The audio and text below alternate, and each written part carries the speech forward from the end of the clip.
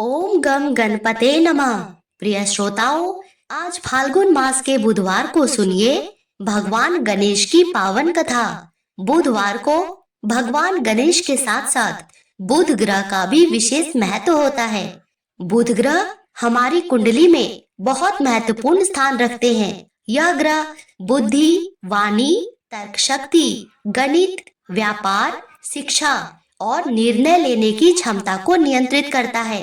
अगर किसी व्यक्ति की कुंडली में बुध ग्रह शुभ फल दे रहे हो तो वह व्यक्ति बुद्धिमान, चतुर, तेज दिमाग वाला और व्यवसाय में सफल होता है। उसके पास विद्या, बुद्धि और विवेक रहता है, जिसकी मदद से उसे धन, समृद्धि और खुशहाली प्राप्त होती है। लेकिन यदि बुध ग्रह अशुभ हो जाए तो व्यक्ति की वाणी में दोष, गलत निर्णय, भ्रम की स्थिति, मानसिक तनाव, धन हानि और व्यापार में हानि जैसी समस्याएं उत्पन्न करती है। इसीलिए बुध ग्रह को मजबूत करने के लिए व्यक्ति को बुधवार के दिन गणपति बप्पा की पूजा करनी चाहिए, उन्हें दुर्वा अर्पित करनी चाहिए और भगवान गणेश की कथा सुननी चाहिए। इसके साथ ही हरा पालक, हरा फल, हरी सब्जियां, खीरा, मूंग इत्यादि का सेवन और दान करना भी लाभकारी होता है। साथ में ओम बुध बुधाय नमः इस मंत्र का भगवान गणेश के समक्ष बैठकर 108 बार जाप करना चाहिए। ऐसा करने से बुध ग्रह शुभ फल देने लगते हैं और जीवन में उन्नति के मार्ग खुल जाते हैं। प्रिय श्रोताओं, आइए अब सुनते हैं भगवान गणेश और बुध ग्रह से जुड़ी एक पौराणिक कथा। प्रेम से बोलिए भगवान गणेश की जय। प्राचीन समय की बात है। देवताओं और ऋषियों के बीच एक चर्चा चल रही थी। सबसे बुद्धिमान देवता कौन है? सभी ने भगवान विष्णु, महादेव और अन्य देवताओं का नाम लिया, लेकिन अंत में सभी ने एक मत होकर कहा भगवान गणेश ही सर्वश्रेष्ठ, बुद्धि और विवेक के स्वामी है। यह सुनकर बुध ग्रह को अहंकार हो गया। वे देवताओं के बीच से निकलकर बोले, मैं भी तो बुद्धि और ज्ञान का कारक ग्रह हूँ। अगर किसी की कुंडली में मेरी स्थिति मजबूत हो जाए तो वह व्यक्ति कुशाग्र बुद्धि और वाणी में निपुण, व्यापार में निपुण, धनी समृद्धि बन जाता है। और मैं ही तो हूँ। अगर किसी को अशुभ फल देने लग जाऊं तो उस व्यक्ति की धन, समृद्धि, खुशहाली तो जाती ही है, वह व्यक्ति भ्रम में चला जाता है। उसके हर निर्णय गलत होते हैं और जाने अनजाने अपनी वाणी से विवाद का कारण बनता है। यह सब सुनकर भगवान गणेश मुस्कुराए और बुध ग्रह से बोले, हे बुध, तुम निश्चित ही बुद्धि के, व्यापार के स्वामी हो, लेकिन बिना श्रद्धा, धैर्य और समर्पण के बुद्धि का कोई मोल नहीं होता। यदि व्यक्ति के मन में अहंकार आ जाए तो उसकी बुद्धि भी विनाश का कारण बन सकती है। इस पर बुध ग्रह ने सभा में कहा, हाँ तो ठीक है, चलिए एक परीक्षा लेते हैं जिसमें यह निर्णय किया जाएगा कि सबसे बुद्धिमान कौन है। और बुध ग्रह ने गणेश जी की परीक्षा लेने का निश्चय किया। उन्होंने कहा, अगर आप वास्तव में सबसे बुद्धिमान हैं तो आइए एक प्रतियोगिता करें। हमें 3 प्रश्नों के उत्तर देने होंगे और जो सबसे जल्दी और सही उत्तर देगा वो सबसे बुद्धिमान कहलाएगा। गणेश जी ने मुस्कुराते हुए इस चुनौती को स्वीकार कर लिया। इस पर बुध ग्रह ने पहला प्रश्न पूछा, बताइए इस संसार में सबसे तेज गति से क्या चलता है? इस पर गणेश जी तुरंत बोले, मन। बुध ग्रह हैरान रह गए क्योंकि यह उत्तर बिल्कुल सही था। बुध ग्रह ने दूसरा प्रश्न पूछा, इस संसार में सबसे मूल्यवान चीज क्या है? इस पर गणेश जी ने उत्तर दिया, ज्ञान, क्योंकि धन और संपत्ति नष्ट हो सकती है लेकिन ज्ञान कभी नष्ट नहीं होता। यह उत्तर सुनकर सभी देवता प्रसन्न हो गए। इस पर बुध ग्रह ने अंतिम प्रश्न पूछा, मनुष्य का सबसे बड़ा शत्रु कौन है? इस पर गणेश जी ने तुरंत जवाब दिया, अहंकार। उन्होंने आगे समझाया, जिस व्यक्ति के पास अहंकार होता है उसकी बुद्धि भ्रमित हो जाती है और वह सही निर्णय नहीं ले पाता। बुद्धि तभी फलदायी होती है जब उसमें विनम्रता हो। यह सुनकर बुधग्रह को समझ में आ गया कि क्यों गणेश जी ही प्रथम पूज्य हैं, क्यों वे ही विद्या बुद्धि देने वाले कहलाते हैं। बुधग्रह को समझ आ गया कि बुद्धि और विवेक का सही मार्गदर्शन केवल और केवल भगवान गणेश ही कर सकते हैं। उन्होंने तुरंत भगवान गणेश से क्षमा मांगी और विनम्रता पूर्वक बोले, हे गणपति बप्पा, आज आपने मुझे सिखाया कि केवल बुद्धि होना ही पर्याप्त नहीं, उसका सही उपयोग भी सबसे महत्वपूर्ण है। अब मैं अहंकार त्याग कर आपकी शरण में आता हूँ और आज के दिन से जो भी मनुष्य आपकी पूजा करेगा, आपकी व्रत कथा सुनेगा, बुधवार के दिन आपको दुर्वा अर्पित करेगा, उसके कुंडली में और उसके जीवन में उसे बुध ग्रह से सदैव ही शुभ फल प्राप्त होते रहेंगे। इस पर भगवान गणेश ने मुस्कुराकर आशीर्वाद दिया और कहा, हे बुध, तुम बुद्धि, व्यापार और ज्ञान के कारक हो। जो भी बुधवार को मेरा व्रत करेगा, व्रत कथा सुनेगा और मेरी आराधना करेगा, उसे मेरे साथ तुम्हारा भी आशीर्वाद मिलेगा। प्रेम से बोलिए, गणपति बप्पा मोरया, मंगल मूर्ति मोरया।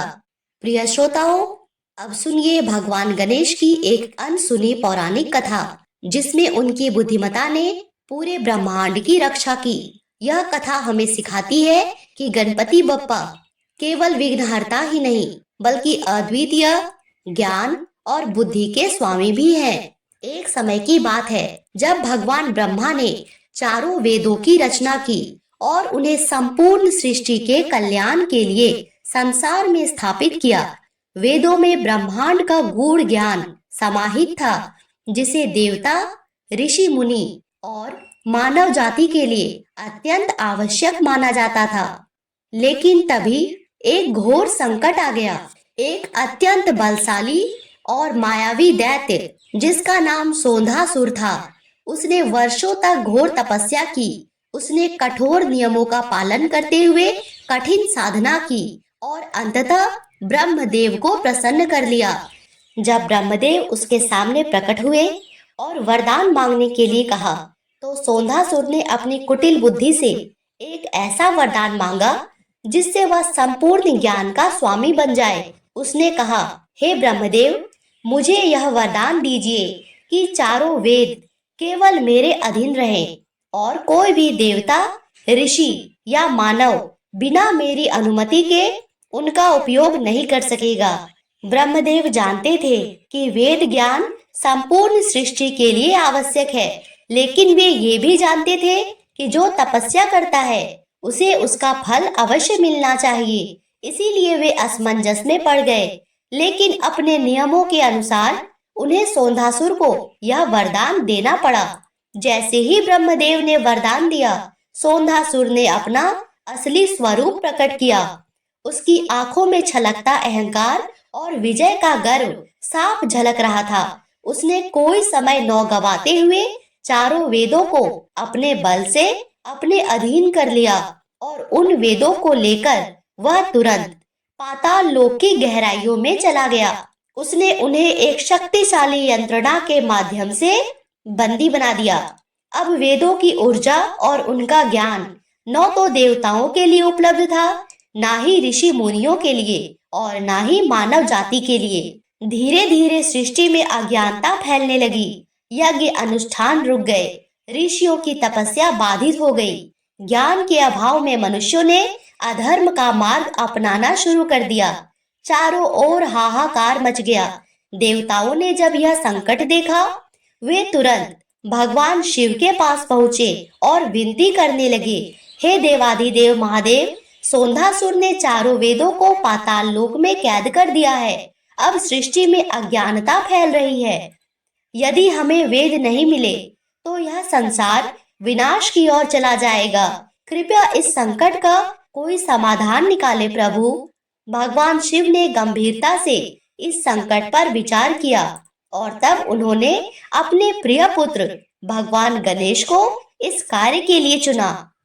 शिवजी ने कहा, हे विघ्नहर्ता, हे बुद्धि और ज्ञान के अधिपति, इस समस्या का हल केवल और केवल तुम ही निकाल सकते हो। जाओ और अपने चातुर्य और बुद्धिमता से वेदों को पुनः प्राप्त करो। भगवान शिव के आदेश को मानते हुए भगवान गणेश ने अपनी बुद्धिमता और चतुराई से वेदों को वापस लाने का निश्चय किया।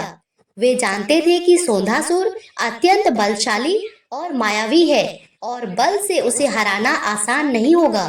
इसीलिए उन्होंने एक योजना बनाई जो न केवल सोंधासुर को पराजित करेगी बल्कि वेदों को सुरक्षित रूप से पुनः स्थापित भी करेगी। और इस प्रकार भगवान गणेश की पाताल लोक की यात्रा और योजना की शुरुआत होती है।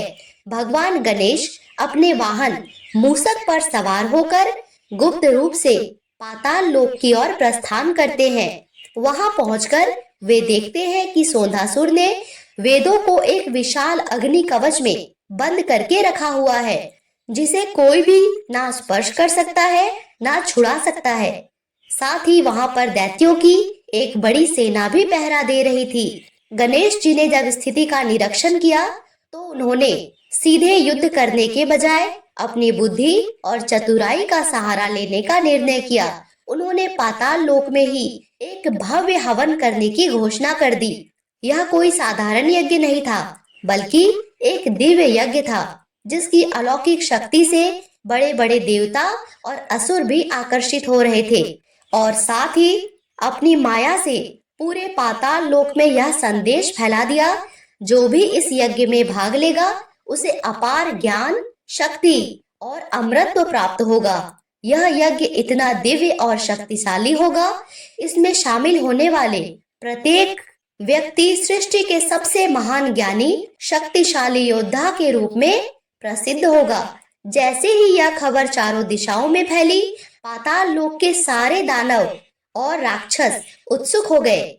यह खबर स्वयं सोंधासुर तक भी पहुंची। सोंधासुर अत्यंत अहंकारी और लोभी था। जब उसे अमृतत्व की बात पता चली और सबसे शक्तिशाली और सबसे ज्ञानी इन बातों का भी पता चला, उसे अपनी शक्ति पर बहुत गर्व था। साथ ही उसे और अधिक शक्ति प्राप्त करने की लालसा भी थी। उसने सोचा, यदि वह यज्ञ इतना शक्तिशाली है और इसे अपार ज्ञान और अमृतत्व की प्राप्ति होगी, तो मुझे अवश्य इसमें भाग लेना चाहिए। इससे मेरी शक्ति और भी बढ़ जाएगी और मैं सृष्टि का सबसे महान ज्ञानी बन जाऊंगा। सोंधासुर ने तुरंत अपने दानव सैनिकों को आज्ञा दी कि वे वेदों को अपने साथ लेकर यज्ञ स्थल पर जाएं। उसे विश्वास था, अगर वेद उसके साथ रहेंगे तो उसकी शक्ति और बढ़ती रहेगी और कोई भी देवता कभी उसे पराजित नहीं कर सकेगा। जब सोंधासुर यज्ञ स्थल पर पहुंचा तो वहां पहले से ही भगवान गणेश एक विशाल हवन कुंड के पास बैठे हुए थे। वहां पर मंत्रोच्चारण हो रहा था और दिव्य वातावरण बना हुआ था। गणेश जी ने सोंधासुर का स्वागत किया और उसे यज्ञ में भाग लेने के लिए आमंत्रित किया। जैसे ही सोंधासुर यज्ञ मंडप में बैठा, गणेश जी ने अपनी माया शक्ति का प्रयोग किया। उन्होंने वेदों को मुक्त करने के लिए एक विशेष मंत्र शक्ति का प्रयोग किया, जिससे वेदों पर लगाया गया सोंधासुर का जादू समाप्त हो गया। वेद स्वतः ही मुक्त होकर भगवान गणेश के पास आ गए।